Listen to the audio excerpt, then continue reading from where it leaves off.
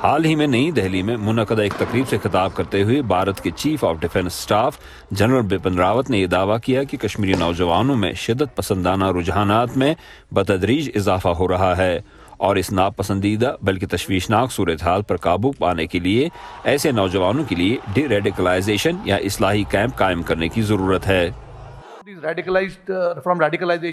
شدت پسندی کا توڑ کیا جا سکتا ہے، ہم نے ایسا کشمیر میں ہوتے دیکھا ہے۔ آج ہم دیکھ رہے ہیں کہ کم عمر بچوں کو شدت پسند بنایا جا رہا ہے، ان کی شناخت کر کے انہیں ڈی ریڈیکلائزیشن کیمپوں میں ڈالنے کی ضرورت ہے۔ جنرل راوت حال ہی میں بھارتی بری فوج کے سربراہ کے عہدے سے سبکدوش ہوئے۔ اس اہم اور حساس عہدے پر فائز رہنے کے دوران انہوں نے کئی مرتبہ ایسے بیانات دیے جنہیں بھارت کے سیاسی حلقوں نے بھارتی مسلح افواج کی روایات اور اس عہدے کے رتبے کے منافی قرار دیا۔ کشمیر سوسائٹی جو ہے وہ ایک ڈیفرنٹ سوسائٹی ہے، یہاں تو ریڈیکلائزیشن کے چانسز ہیں نہیں، ایجوکیشن لیول بہت ہائی ہے یہاں پہ، اور جو ریڈیکل اسلامسٹ گروپس کا جو ایک کوشش تھی ریڈیکلائز کرنے کی وہ کامیاب نہیں ہوئی ہے۔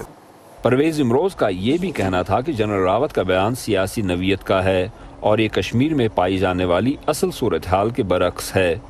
جو انڈین سول سوسائٹی بھی بڑی وریڈ ہے اور کہہ رہی ہے کہ انڈیا جو ہے انڈر دے پریزنٹ گورنمنٹ جو 2014 سے پاور میں ہے کہ وہ امپلیمنٹ کر رہی ہے ہندوتا ایجنڈا، جو ہندو ریڈیکل آئیڈیالوجی ہے وہ امپلیمنٹ کر رہی ہے۔ وہ پہلے انہیں ایجوکیشن انسٹیٹیوشنز کنٹرول کیے، پھر ایگزیکٹو انسٹیٹیوشنز، پھر اب یہ ہے کہ اب تو یہ جو دو انسٹیٹیوشنز انڈیا میں تھے جوڈیشری اور آرمی وہ بھی ریڈیکلائز ہو رہی ہے۔ دوسری جانب مقامی نوجوان بھی جنرل راوت کے بیان پر خوش نہیں ہیں۔ دیکھیے یہاں لوگ امن پرست ہیں، مجھے نہیں لگتا کسی بھی اینگل سے یہاں پہ ایسی کوئی چیز کی ضرورت ہے۔ ہمیں چاہیے کہ یہاں پہ امن قائم کرے، ایسی چیزیں آگے امپلیمنٹ کرے جس سے یہاں پہ امن قائم رہے، نہ کہ ایسی چیزیں جن میں لوگوں میں خوف و دہشت برپا ہو جائے۔ مجھے نہیں لگتا کہ یہ ٹھیک ہے، کیونکہ یہاں پہ لوگ جو ہے امن پسند لوگ ہیں۔ ڈی ریڈیکلائزیشن اچھا، اگر بپن راوت صاحب ان سے میری یہ اپیل ہے، اگر وہ اس آئیڈیا پہ، اس موٹیو پہ، اس چیز پہ فوکس کرے کہ یہ وجہ کیا تھی کہ یہ لوگ گن اٹھائے، ان لوگوں کو مجبور کس بات نے کیا کہ ان لوگوں نے گن اٹھایا، اگر اس بات پہ بات چیت ہو تو مجھے لگتا ہے اس چیز کا سولوشن ہوگا۔